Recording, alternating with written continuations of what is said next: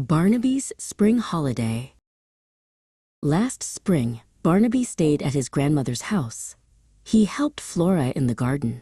The sun was warm and bright. Barnaby used a heavy metal rake to clean the dry grass.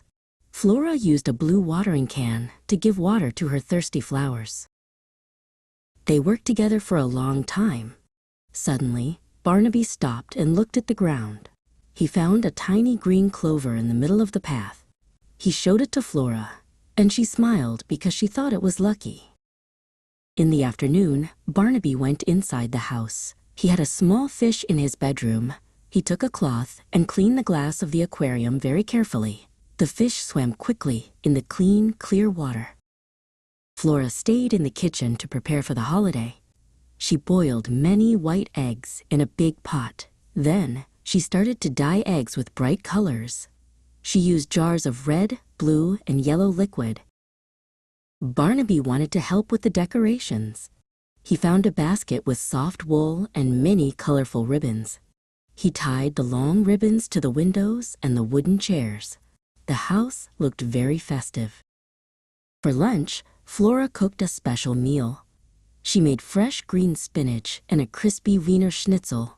While they ate, she told Barnaby stories about her old friends in the Netherlands and showed him a map. After lunch, Barnaby sat on the porch.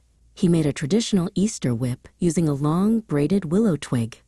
He also used a small hammer to fix a wooden box for the garden. They went back outside to pull out the weeds. Barnaby saw a tall, green nettle near the fence. Flora warned him about the plant.